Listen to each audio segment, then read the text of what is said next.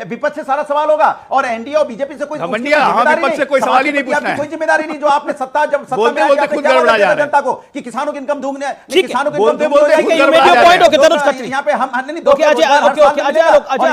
समस्या खत्म हो रहा है जिनको अमीर जी इनके कर्मों के कारण हो रहा है। बोलिए चोरी करने के लिए हमने नहीं बोला ईडी का कोई नोटिस दिया है ना अनुराग जी ने आपकी किसी पार्टी के नेता को तो शांत रहिए। सम्राट चौधरी जो डिप्टी सीएम बने हैं वो भी शकुनी चौधरी अरे यार ये बीच में बोलना बंद कीजिए। आपको आदेश है ना कि निर्देश है कि बीजेपी को दिखाओ। नहीं मुझे तो कोई निर्देश नहीं है, लेकिन मुझे लगता है कि आपको एक निर्देश आया है कि आज अभद्रता की सारी सीमाएं लांग दो। ईडी की पूछताछ हो रही है तो हम करवा रहे हैं ईडी की पूछताछ। मुख्यमंत्री ने आपके मुख्यमंत्री पे करप्शन का आरोप है तो मैंने करवाया क्या वो आरोप? बोलिए ना, आपको बोलने का मौका दे रहा हूं। आपको तो बेडरूम तक जाना है, पता नहीं बेडरूम में जाके क्या करना है आपको, मर्यादा भी नहीं है आपको। आलोक जी ने कहा कि हमारे लिए सबके दरवाजे खुले हैं, दरवाजा वो विशाल भी है, उसमें जो लोग भी शामिल हैं वो एक मूल्यों पर तो जरूर शामिल हैं, तो इस कारण से वो मजबूत है। जहां तक इंडिया का सवाल है तो उसने तो अपने को बिठाया और अपने ही घर में खुद से आग लगाया। तो जब खुद से आप बंगाल से चलेंगे तो वहां कहते हैं कोरबो लोड़बो जीतबो रे, बिहार में आओगे तो कहेंगे करे के बाद लड़े के बाद जीते के बाद, यूपी में आओगे तो कहोगे दद्दा करेंगे लड़ेंगे और जीतेंगे। तो नमस्कार दोस्तों, स्वागत है आप सभी का। आप देख रहे हैं हिंदुस्तान पॉइंट ऑफ व्यू। दोस्तों आज मैं जिस वीडियो पर रिएक्शन देने वाला हूं वो वीडियो है न्यूज 18 इंडिया के यूट्यूब चैनल का। दोस्तों आज की डिबेट होने वाली है एंकर अमीश देवगन, बीजेपी के प्रवक्ता अजय आलोक और समाजवादी पार्टी के प्रवक्ता अनुराग भदौरिया के बीच में। दोस्तों जब एंकर अमीश देवगन ने सफाई के सपा प्रवक्ता अनुराग भदौरिया से पूछा कि झारखंड के सीएम हेमंत सोरेन के घर से ईडी ने जो करोड़ों रुपए बरामद किए और अगला नंबर अखिलेश यादव और शिवपाल का हो सकता है, जो यूपी की जनता के पैसों से ऑस्ट्रेलिया में करोड़ों का महल खड़ा किया है, इस पर क्या कहोगे? तो दोस्तों ये अनुराग भदौरिया लाइव डिबेट में पानी पी कर मोदी और योगी को कोसने लगा और बीजेपी की साजिश बताने लगा। तभी अजय आलोक ने इस नौटंकीबाज प्रवक्ता को वहीं लाइव डिबेट में उधेड़ दिया। दोस्तों यदि आप चैनल पर नए हैं या चैनल को अभी तक सब्सक्राइब नहीं किया है तो प्लीज चैनल को सब्सक्राइब किए बिना मत जाएगा। तो चलिए हम लोग मेन वीडियो को दोगे या राजभर जी दिल्ली लखनऊ लखनऊ दिल्ली लखनऊ दिल्ली लखनऊ दिल्ली करते करते उनको भी तो बताओ ना। आप सारा सवाल इंडिया गठबंधन से पूछोगे, विपक्ष से सारा सवाल होगा और एनडीए और बीजेपी से कोई सवाल ही नहीं पूछना है। कोई जिम्मेदारी नहीं जो आपने सत्ता जब सत्ता में आए खुद गड़बड़ा जा रहा है जनता को कि किसानों की इनकम दूंगा किसानों की इनकम यहाँ पे हम नहीं समस्या सारी बातें बेरोजगारी खत्म हो जाएगी।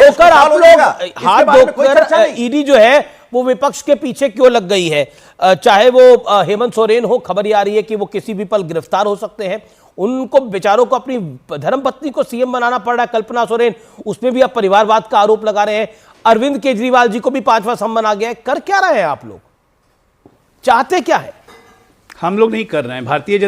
भारतीय जनता पार्टी की ऑफिशियल विंग ईडी नहीं है। पहली बात तो मैं बता दूं, ये गलत नैरेटिव है कि भारतीय जनता पार्टी के कहने पर हो रहा है। इनके कर्मों के कारण हो रहा है अमीश जी, इनके कर्मों के कारण हो रहा है। बोलिए चोरी करने के लिए हमने नहीं बोला था। ईडी का कोई नोटिस दिया है ना अनुराग जी ने आपकी किसी पार्टी के नेता को तो शांत रहिए। सम्राट चौधरी जो डिप्टी सीएम बने हैं वो भी शकुनी चौधरी अरे यार ये बीच में बोलना बंद कीजिए। Doctor Ajay Alok and Tanuj Khatri on screen. Okay Anurag ji शांत। मैं ये कह रहा हूं कि यूपीए के काल को याद कर लीजिए अमीश जी, आप उस वक्त भी एंकर थे। यूपीए के काल में भी 10 सालों में सबसे ज्यादा ईडी और सीबीआई के केसेस हुए थे तो सत्ताधारी दल पे ही हुए थे। तो क्या आप ये कहना चाहते हैं कि हम विपक्ष में रह के भी ईडी सीबीआई को कंट्रोल कर रहे थे? यूपीए के काल में सीबीआई को सुप्रीम कोर्ट ने कहा था तोता, तो आप ये कहना चाहते हैं कि सीबीआई को कंट्रोल हम लोग कर रहे थे विपक्ष में रह के? अरे भैया इनके रग रग में भ्रष्टाचार है। वो एक शेर है ना, मैं क्या करूं क्या ये मेरे बस में है, मैं क्या करूं क्या ये मेरे बस में है, अरे ये तो मेरे नस नस में है। इनके नस नस में भ्रष्टाचार है भाई, बिना भ्रष्टाचार के कुछ हो ही नहीं सकता है। ठीक है, झारखंड हो जाए, बिहार हो जाए, बंगाल हो जाए, महाराष्ट्र हो जाए, उत्तर प्रदेश हो जाए, जहां सत्ता में आते हैं वहां गिद्ध जैसे लूटने की प्रवृत्ति है। नोच नोच के खाते हैं स्टेट को, चूसा हुआ आम बना देते हैं। अभी देखिए छत्तीसगढ़, राजस्थान, मध्य प्रदेश, हम वापस सत्ता में आए हैं, एक एक फाइल खुल रही है, हर जगह घोटाला निकल रहा है, हर जगह घोटाला निकल रहा है। आज रेड पड़ी है, आज इकोनॉमिक ऑफेंस विंग हमारे स्टेट यूनिट ने रेड डाली है इनके पूर्व मंत्रियों पर, कैश सीजर हो रहा है। कहां से पैसा आ रहा है? क्यों, क्या मतलब भूख है पैसे की भाई? अरे चावल दाल ही ना खाते हो कि नोट खाते हो? जी अजय आलोक जी ने कहा कि हमारे लिए सबके दरवाजे खुले हैं। दरवाजा वो विशाल भी है, उसमें जो लोग भी शामिल हैं वो एक मूल्यों पर तो जरूर शामिल हैं, तो इस कारण से वो मजबूत है। जहां तक इंडिया का सवाल है तो उसने तो अपने को बिठाया और अपने ही घर में खुद से आग लगाया।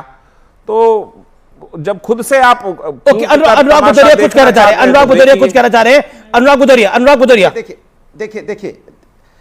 देखिए एक सीधी सी बात है। अगर पश्चिम बंगाल से चलेंगे तो वहां कहते हैं कोरबो लोड़बो जीतबो रे।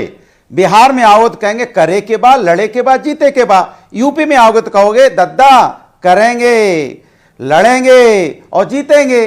तो सीधी सी बात है। और भारतीय जनता पार्टी में जो नेता जिनके ऊपर आरोप लगाते हो बीजेपी में चले जाते हैं, साफ सुथरे हो जाते हैं। और विपक्ष में है तो आप उसको बोलते हुए भ्रष्टाचारी हैं। बस सीधी सी बात है। वो भ्रष्टाचारी कल आपके साथ आ जाएंगे, वो पवित्र हो जाएंगे। सवाल है कि भारतीय जनता पार्टी की ना नीत है ना नियत है। उनको सत्ता चाहिए। सत्ता में अगर भ्रष्टाचारी उनके पास आते हैं तो भी ठीक है, और नहीं आते हैं तो फिर आप देख ही रहे हो इस तरह से हल्ला मचाया जाता है। देखिए वो चोर है, वो चोर है, वो चोर है, वो चोर है, चोर चोर चोर। अरे भाई जो आपके घर में चोर आ गया वो साहूकार हो गया। लाना पड़ता है लिख करके।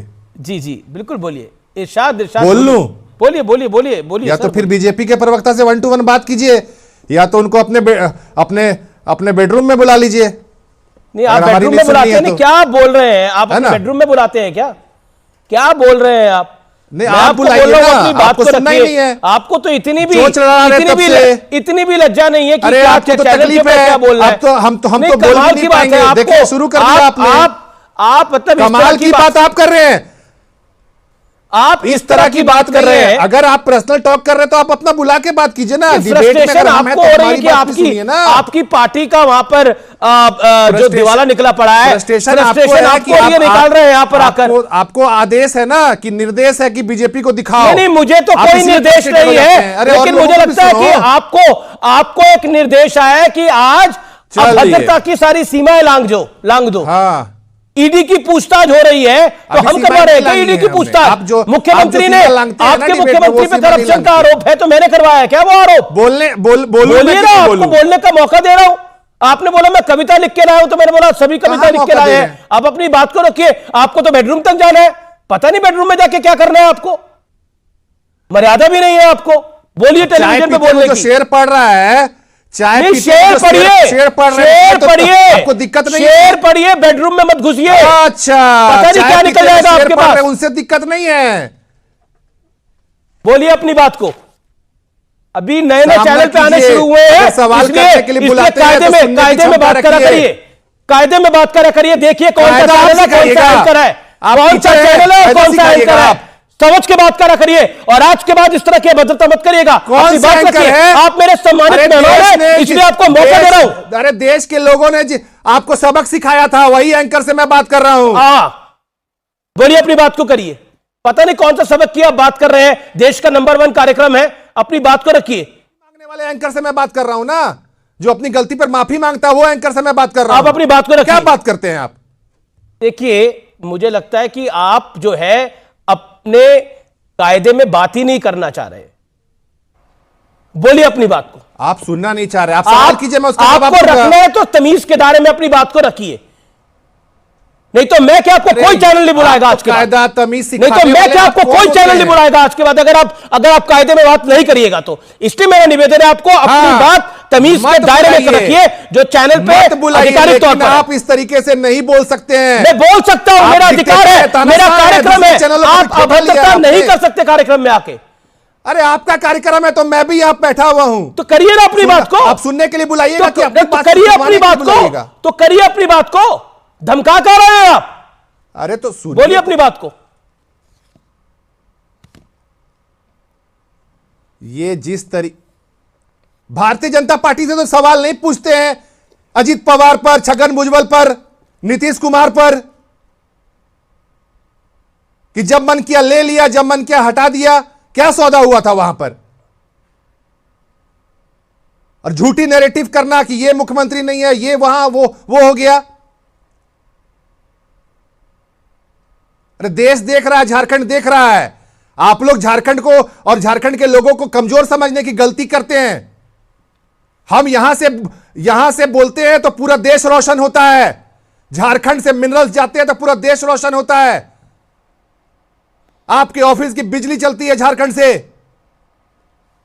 और आप है कि उसको नीचा दिखाने की कोशिश करते हैं भारतीय जनता पार्टी के लोग। लोगों का नहीं है, झारखंड के मुख्यमंत्री पे भ्रष्टाचार के आरोप है। मुद्दा झारखंड के लोगों का है, बहुत ईमानदार है। भारतीय जनता पार्टी मुख्यमंत्री पे भ्रष्टाचार के आरोप है, तो क्या सुनिए, सारे ही हैं। जो भी अवेलेबल मीडियम होगा, ट्रेन से गए नहीं, फ्लाइट से गए नहीं, बस से गए नहीं, तो कैसे गए? चार्टर्ड से आए थे, चार्टर्ड यही खड़ा होगा। ये बोलते हैं कि बाइक से चले गए। अरे ये जो आप लोग बोलते हैं बाइक से भाग गए, ये सब चीज बोलने से पहले आपको सोचना चाहिए।